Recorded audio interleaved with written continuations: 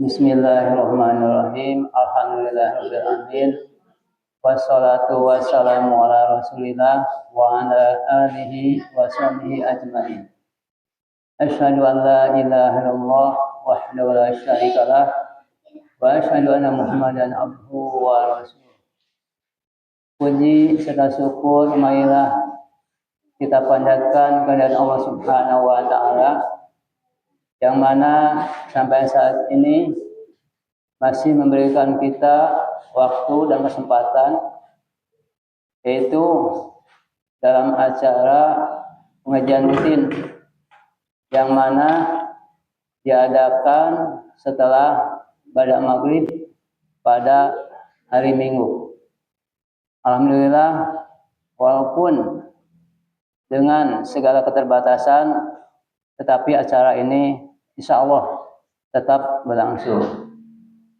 Alhamdulillah, pemateri saat ini adalah Al-Ustadz Firman Purwadinata. Alhamdulillah, beliau sudah ada di tengah-tengah kita. Untuk itu, waktu dan kesempatan kami persilahkan.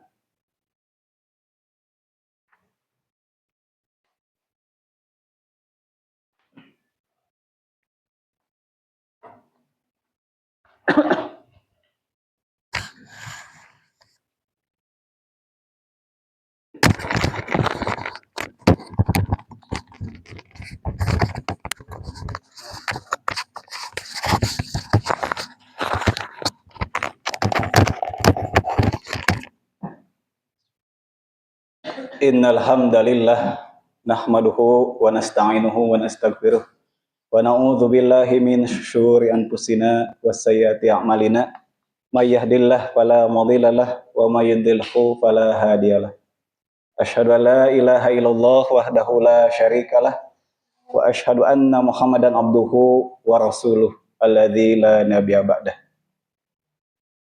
Alhamdulillah, puji sinaran syukur kehadirat Allah Subhanahu wa taala, di mana pada kesempatan ini kita masih diberikan kenikmatan anu sangat luar biasa besarnya, yaitu kenikmatan iman dan Islam. Selain itu, ada dua nikmat juga yang patut kita syukuri, yaitu nikmat sehat dan nikmat waktu luang. Dua nikmat itu dalam beberapa keterangan sering dilupakan oleh manusia. Maka kita yang hadir di masjid ini mudah-mudahan menjadi hamba-hamba yang salah satu mensyukuri nikmat itu, dengan salah satunya thalabul ilmi seperti pada kesempatan ini. Bapak Ibu anu dirahmati Allah Subhanahu wa taala, salawat serta salam kita panjatkan kepada junjungan kita Nabi Muhammad sallallahu alaihi wasallam, kepada sahabatnya, kepada tabi'in, kepada tabi'ut tabi'in, hingga kepada kita semua. Mudah-mudahan kita semua mendapatkan syafaat beliau di hari akhirat nanti. Amin ya Allah, amin ya rabbal alamin.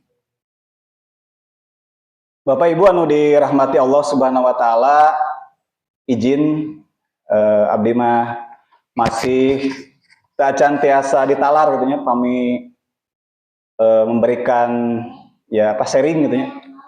Janten materina lebih ke nanti sedikit menjelaskan keterangan-keterangan anu aya dina Al-Qur'an dan As-Sunnah Nabi sallallahu alaihi wasallam. Alhamdulillah, tos pertemuan anu katilu. Mudah-mudahan waktu demi waktu semakin bisa meningkat dari sisi nanti dari hal kualitas maupun kuantitas jamaah. Bapak Ibu anu dirahmati Allah Subhanahu wa taala, izin abdi dipayuneun Bapak Ibu sadayana sanes karena ilmu abdi anu seueur, tapi mungkin ya sedikit ya mah murojaah gitu ya, murojaah mengulang atau menguatkan kalau memang sudah mengetahui, ya khususnya kangge diri pribadi, ya kangge diri pribadi mengingatkan kembali, mengulang kembali, murojaah kembali, tadarus kembali perkawis agama Islam. Janten insya Allah badai dikemukakan terkait tema dinul Islam ringkasan. Jadi karena iya mah umumnya pengajian anu umum, janten orang ringkas-ringkas sudah. Mungkin nanti keterbatasan waktu hanya mungkin kurang lebih 45 menit.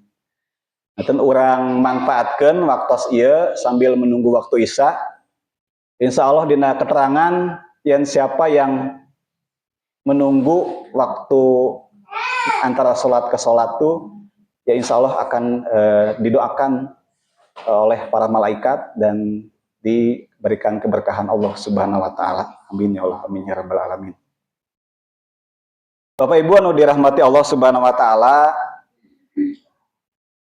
Islam adalah sebuah agama yang diturunkan oleh Allah Subhanahu wa taala. Dalam Islam tuh poinnya itu ada kurang lebih ada 3 agama Islam ya. Sebagaimana ketika malaikat Jibril turun dan menyerupai seorang laki-laki, beliau mengajarkan kepada Nabi maupun kepada sahabatnya ya, terkait apa itu iman, apa itu Islam, apa itu ihsan. Tapi abdi teu ngamaparkeun terkait hadis anu panjang etanya. Terkait apa itu iman, apa itu Islam, apa itu ihsan. Tapi sedikit mungkin aya meringkas dalil-dalil terkait dasar-dasar dari agama Islam ya gitu. Anu kedah kita pegang teguh gitu. Jadi dasar kita tadi tianya pertama iman atau terkait akidah. Kemudian Islam itu terkait ibadah, gitu. Sholat, zakat, saum itu terkait ibadah. Ras ihsan. Kalau ihsan kalau di hadis sih kita beribadah seolah-olah Allah melihat bahwa kita dilihat oleh Allah Subhanahu wa taala. Kita sadar bahwa kita dilihat oleh Allah Subhanahu wa taala. Artinya selain itu ada muamalah atau etika-etika akhlak di dalam kehidupan sehari-hari. Janten anu insya Allah nu bade diguar ku sim kuring terkait yang mungkin akidah-akidah sedikit di ringkasan. Kemudian terkait ibadah, baik itu kaifiat ibadah, sholat, nanti bisa tematik juga ya. Misalnya sekarang ada gerhana, kita bahas tentang gerhana. Oh sekarang tentang saum, kita akan bahas saum. Kemudian selanjutnya tentang akhlak atau etika hidup seorang muslim. Nah itu 3 poin itu, akidahnya, ibadahnya, dan akhlak. Karena ini terbatas, jadi kita ringkas saja. Mengulang kembali, menguatkan kembali terkait dalil-dalil dari Al-Quran maupun hadis Rasulullah SAW yang sahih tentunya. Kalau yang doib itu tidak bisa dijadikan rujukan. Karena ya gimananya kita uang palsu gitu ya, tentu tidak akan bisa digunakan uang palsu itu.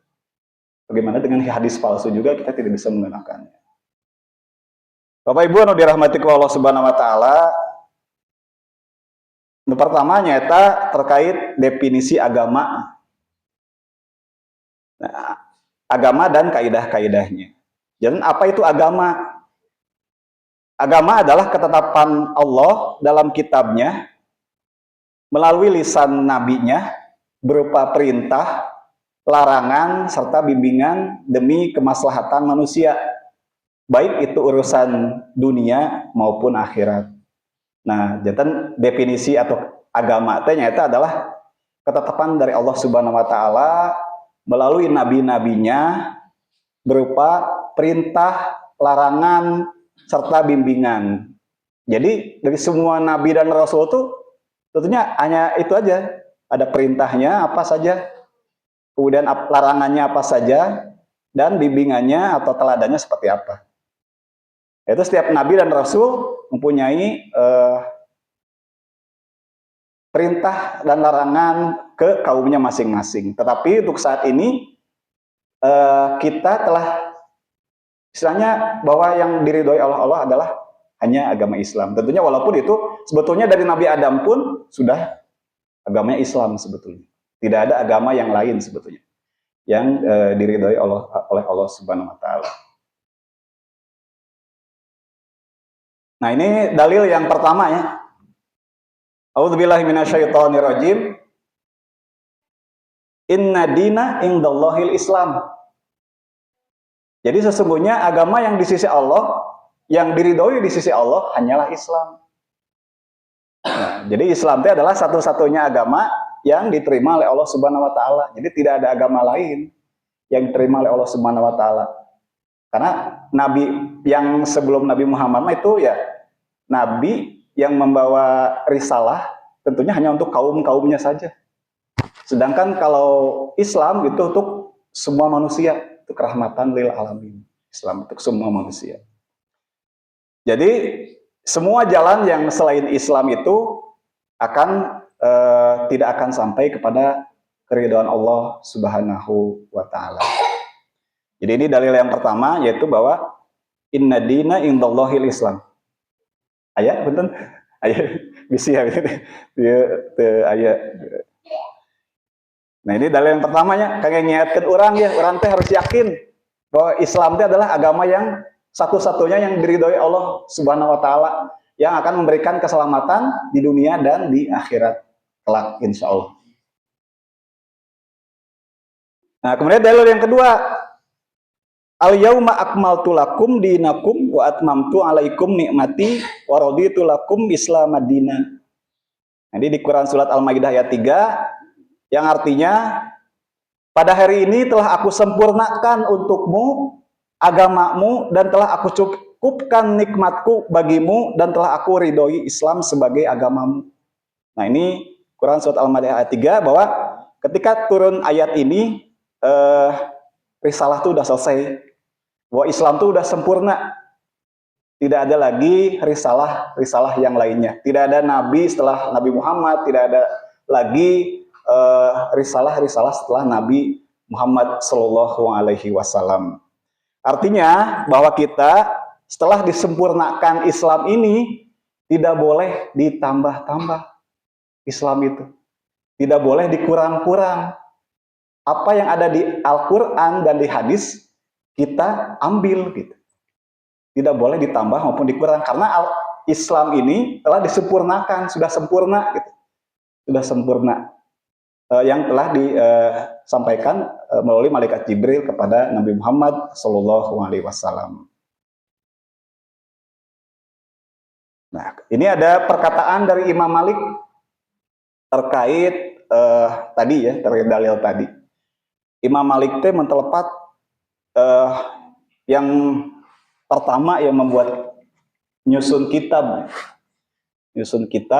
dan muridnya itu termasuk kayak Imam Syafi'i kalau nggak salahnya dan yang lainnya imam-imam yang lain. Nah, ini perkataan Imam Malik disebutkan dalam kitabnya bahwa barang siapa yang membuat perkara baru dalam Islam dan menganggapnya baik, berarti dia telah menuduh Nabi telah berkhianat. Sesungguhnya agama itu sudah sempurna. Jadi apa yang bukan agama saat itu bukan pula agama hari ini. Jadi kata Imam Malik ini imam besar Imam Malik bahwa Islam dengan dalil-dalil telah sempurna agama Islam ini tidak ada lagi artinya tata cara ibadah atau apapun selain yang telah dicontohkan oleh Rasulullah Shallallahu Alaihi Wasallam. Jadi yang tidak ada contohnya dari Rasulullah Shallallahu Alaihi Wasallam akan ditolak. Sebab terus ditutup, ya teh, risalah teh. Tinggal kita mengamalkan apa-apa yang telah diperintahkan dan dilarang oleh Allah Subhanahu Wa Taala. Jadi tadi baik atau benar dan tidaknya itu harus berdasarkan dalil, bukan berdasarkan perasaan, berdasarkan hati, berdasarkan kebanyakan, Tapi benar atau tidaknya itu harus berdasarkan dalil-dalil di dalam Al-Quran maupun As-Sunnah Nabi Shallallahu Alaihi Wasallam. Nah ini kemudian ada sebuah hadis dari Nabi Shallallahu Alaihi Wasallam yang artinya, tidaklah aku tinggalkan sesuatu yang mendekatkan kalian kepada Allah kecuali sudah aku perintahkan, dan tidaklah aku tinggalkan sesuatu yang menjauhkan kalian dari Allah kecuali sudah aku larang. Ini hadis riwayat Ahmad. Jadi semua itu telah jelas apa yang diperintahkan oleh Allah dan Rasul-Nya dan apa yang dilarang oleh Allah dan Rasul-Nya. Kemudian selanjutnya dalam hadis berikutnya, bahwasanya Nabi Shallallahu Alaihi Wasallam bersabda, jika aku perintahkan sesuatu, lakukanlah sesuai kemampuan. Jadi mastata'tum ya. Jadi kalau kita beribadah, ya semampu kita dengan ikhtiar yang maksimal. Bisa kalau kita sholat, tidak bisa sholat sambil berdiri, ya kita sambil duduk. Kalau tidak bisa sambil duduk, sambil berbaring. Kalau tidak bisa berbaring, ya hanya isyarat gitu, sambil gitu. Ya kalau tidak bisa isyarat pun ya berarti disolatkan, berarti itu siap disolatkan. Berarti perintah agama itu ya harus dikerjakan sesuai kemampuan atau mastata'tum. Tapi kalau larangan itu wajib ya sebisa mungkin ditinggalkan. Sebisa mungkin ditinggalkan. Jadi harus sebisa mungkin ditinggalkan sepenuhnya. Itulah dalil-dalil mengenai definisi atau apa-apa yang harus kita pegang nih, harus kita pegang terkait agama Islam, bahwasanya agama Islam ini telah sempurna dan tidak boleh ditambah-tambah lagi, tidak boleh dikurang-kurang lagi. Jadi tadi disebutkan dari Imam Malik dan beberapa hadis menyebutkan bahwa kita tinggal mengamalkan apa-apa yang diperintahkan oleh Allah dan Rasul-Nya. Karena sebetulnya banyak yang belum kita amalkan ya dari perintah-perintah Allah Subhanahu wa Ta'ala. Bapak Ibu yang dirahmati Allah Subhanahu wa Ta'ala, itu terkait definisi agama Islam. Nah, kemudian untuk selanjutnya kita beralih mengenai poin-poin masalah ibadah. Kalau tadi mungkin lebih ke akidahnya, sekarang kita akan mengingatkan murojaah kembali terkait poin-poin tentang ibadah. Terutama yang akan dibahas pada kesempatan ini adalah ibadah sholat. Ibadah sholat itu ibadah paling istilah nanti akan dibahas berikutnya ya. Nah, kita akan berlanjut mengenai bab ibadah. Orang kemukakan dalil-dalilnya terkait ibadah, terutama ini mengenai muqaddimah sholat. Jadi dalil yang pertama nyata dari hadis riwayat Ahmad, hadis riwayat Bukhari, bahwasanya Rasulullah Shallallahu Alaihi Wasallam lantas bersabda, "Shollu kama ra'aitumuni usolli." Jadi ini panduan dalam beribadah, terutama ini kita akan membahas sholat. Saur Rasul bahwa sholatlah kalian sebagaimana melihat aku sholat. Nah, ini sebagai hasil pegangan kita bahwa sholat yang baik dan benar itu adalah sholat yang mencontoh Rasulullah Shallallahu Alaihi Wasallam. Jadi sebisa mungkin kita berusaha mencontoh Rasulullah Shallallahu Alaihi Wasallam, apalagi ini terkait masalah sholat. Jadi sholat adalah baik itu, jadi sholat itu ada gerakannya, ada ucapannya, nah itu harus mencontoh Rasulullah Shallallahu Alaihi Wasallam. Terus lajeng ka dalil masalah jengna terkait muqaddimah sholat. Nah ya janji atau jaminan kepada hamba-hambanya yang menjaga sholat. terutama sholat 5 waktu. Ini hadis diriwayatkan dari Ahmad dan Abu Daud. Dari Rasulullah SAW bersabda, khamsu sholawatin katabahunallahu alal ibadi. Dan artinya teh Allah mewajibkan 5 sholat atas hambanya. Jadi barang siapa yang mengerjakan tanpa menyia-nyiakannya, maka baginya janji Allah akan dimasukkan ke surga.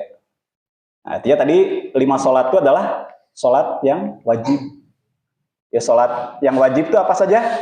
Sholat subuh, zuhur, asar, maghrib, isya. Nah, itu kalau kita melaksanakannya dengan sungguh-sungguh, dengan tidak menyia-nyiakannya, tidak melalaikannya, tadi ada di surat Al-Ma'un, nu sholat wae diancam ku Allah. Siapa yang sholatnya lalai, fawailul lil musallin. Barang siapa yang wail, ya celaka ya orang-orang yang melalaikan sholatnya, maka ya ganjarannya neraka wail gitu ya.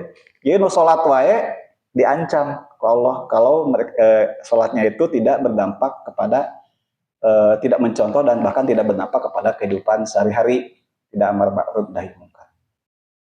Ini jaminan ti Allah, barang siapa yang istilahnya sholat sunat mah itu misalnya, tapi sholat wajib hungkul weh, terus dijamin ku Allah Subhanahu wa taala akan masuk surga insyaallah. Terus dijamin sholat wajib. Nah, salajengnya dalil no katilu terkait muqaddimah sholat nyata Rasulullah Shallallahu alaihi wasallam bersabda, "Inna awwala ma yuhasabu bihi al-'abdu yaumal qiyamah as-salatul maktubah. Fa in kana lahu tatawwu' akmilatil fariidatul min tatawwu'ih." Rasulullah Shallallahu alaihi wasallam bersabda, sesungguhnya amal yang pertama kali dihisab pada hari kiamat adalah sholat wajib. Apabila kurang, maka disempurnakan dengan sholat sunat. Nah, jadi tadi kenapa sholat itu sangat penting gitu ya, memperhatikan sholat. Karena sholat itu adalah hal yang pertama atau amalan yang pertama akan dihisab oleh Allah Subhanahu wa taala. Ketika dihisab sholatnya itu ada sholat wajibnya itu ada kekurangan, maka akan ditanya apakah ada sholat sunatnya. Misalnya kan sholat wajib itu kita malaweng atau tidak khusyuk atau yang lainnya. Nah itu kekurangannya tuh dilengkapi dengan sholat-sholat sunat. Maka ketika nanti dihisab ini sholat wajibnya tuh kurang, maka akan dilihat apakah dia suka melakukan sholat-sholat sunat, sholat malam, sholat duha, sholat yang lainnya. Nah itu menjadi penyempurna atau menambal mungkin sholat-sholat wajib yang kadang kita mungkin ya lalai atau apa. Nah, ini sholat sunat bisa menjadi penambal ketika sholat wajib kita ada kekurangan. Jadi ini sangat ditekankan. Tadi ketika sholatnya itu bagus, maka insya Allah amal yang lainnya itu bakal aman gitu. Ketika kita dihisab sholat itu lulus, insya Allah lulus sadayana. Nah, ketika sholatnya itu bermasalah, nah nanti akan ada banyak hisab yang lainnya yang harus dipertanggungjawabannya. Jadi sholat ini adalah ibadah yang sangat ditekankan karena adalah amalan yang pertama kali dihisab oleh Allah Subhanahu wa taala. Mudah-mudahan ya kita janten orang-orang yang tidak melalaikan sholat, karena sholat ini tadi berdampak tidak ke kehidupan sehari-hari. Nah, ketika dia sholatnya mau bagus, tapi di kehidupan sehari-harinya dia jelek, nah itu patut dipertanyakan. Ketika sholatnya bagus, tapi ke tetangganya jelek misalnya, atau sholatnya bagus, tapi muamalahnya jelek, nah itu patut dipertanyakan. Karena sholat itu tanha anil mahsya iwal munkar. Harusnya dengan kita sholat itu akan mencegah yang munkar. Nah, itu terkait dalil mengenai ketiga tentang sholat, bahwa amalan yang dihisab pertama kali adalah sholat. Bapak Ibu yang dirahmati Allah Subhanahu wa taala, paling ya terkait ibadah Dicukupkan segitu, karena ini kan sebulan sekalinya pengajian teh, jadi abdi bade membahas terkait tadi akidah, ibadah. Nah, Bapak Ibu anu dirahmati Allah Subhanahu wa taala, urang lajengkeun ka bab anu sanesna.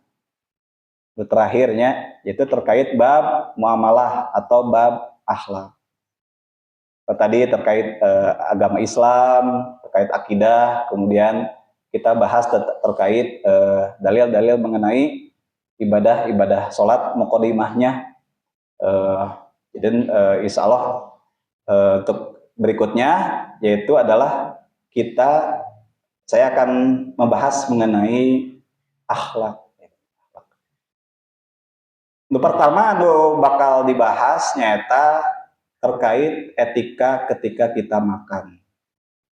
Nah, kita akan membacakan kembali dalil-dalil mengenai etika-etika kita ketika makan. Ini tentunya ketika kita membaca dalil Al-Quran, kita sering membaca hadis, itu sebetulnya memperbanyak sholawat itu.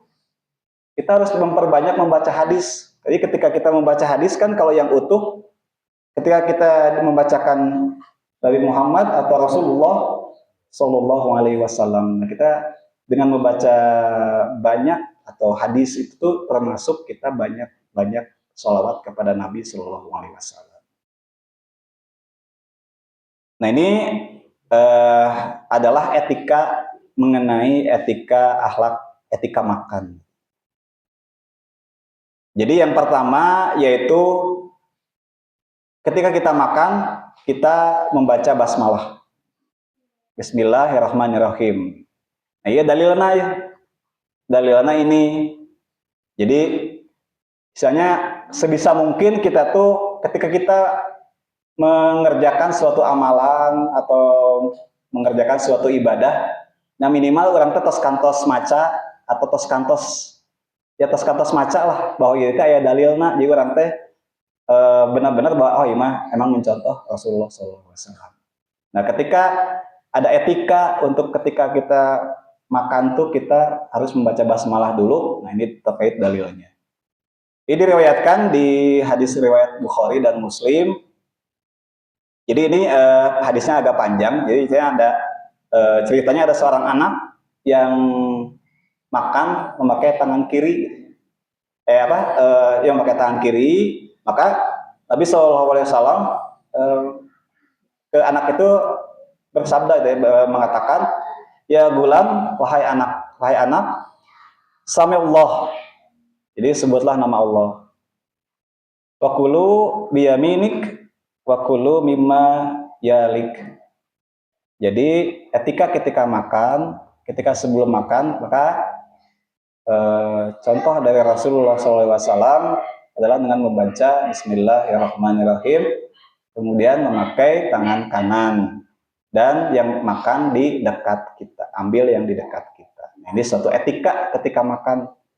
Ketika makan yang dicontohkan Rasul seperti itu.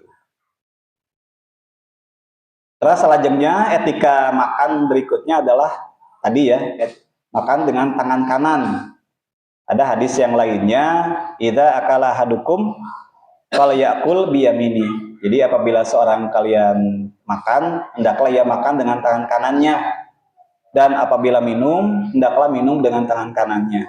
Karena setan makan dengan tangan kirinya dan minum dengan tangan kirinya. Jadi ini adalah adab ya untuk menunjukkan perbedaan antara perilaku seorang mukmin, bahwa perilaku itu adalah perilaku setan apabila kita makan dan minum memakai tangan yang kiri.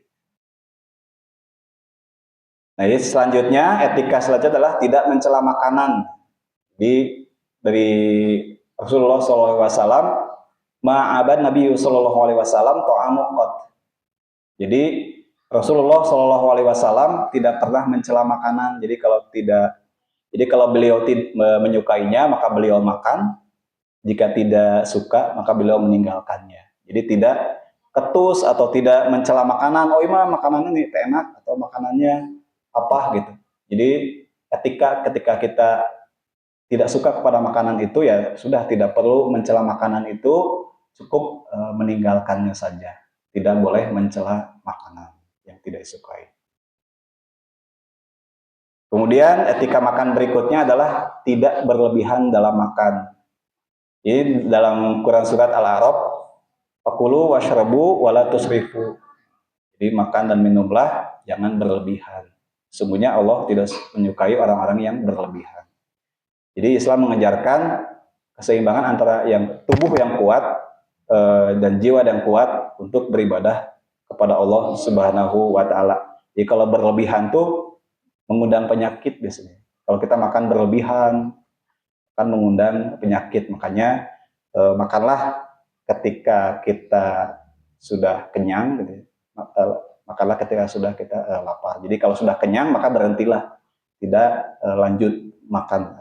Kemerkaan gitu ya, jangan sampai kemerkaan ketika kita makan. Selanjutnya tadi yang tidak boleh saja etikanya adalah wakulu mimma yalik. Jadi makan yang terdekat dulu. Kalau kita ngambil makanan, ambil yang terdekat dulu, gitu, ngarogoh anu jauh gitu.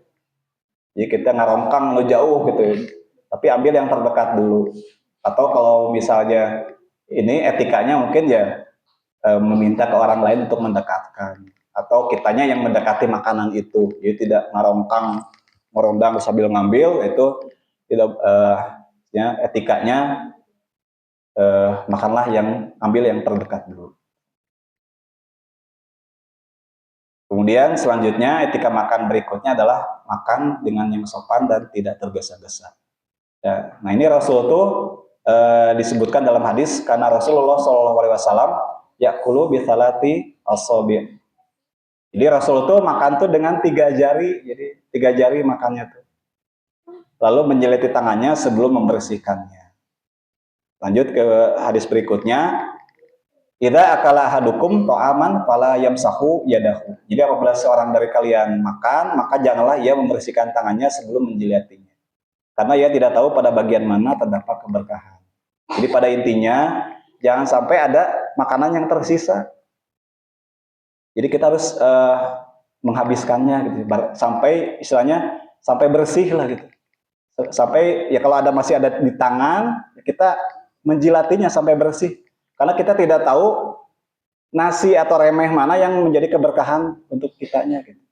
Jadi sampai bersih. Makanya ketika kita ngambil makanan itu, makanya harus tahu diri juga ya, kalau kira-kira kita masih kenyang jangan banyak makan.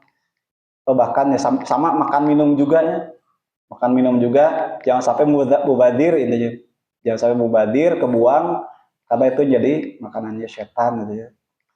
Seperti halnya ya makan minum semuanya jangan sampai tabdzir atau mubadir. Jadi yang terakhir yaitu mengenai doa setelah makan. Jadi apabila kita telah makan, maka etikanya adalah kita berdoa setelah makan. Nah, selain doa yang mafhum kita ketahui yaitu alhamdulillahilladzi at'amana wa saqana wa ja'alana minal muslimin, ada juga beberapa redaksi hadis mengenai doa-doa setelah makan. Salah satunya yaitu barang siapa yang makan makanan lalu berdoa alhamdulillahilladzi at'amani hadza wa razaqani min ghairi hauli minni wala quwwah. Jadi di hadis ini apabila berdoa setelah makan dengan redaksi ini, maka akan diampuni dosa-dosanya yang telah lalu. Artinya kita berdoa setelah makan ini tentunya diperintah oleh Allah Subhanahu wa taala.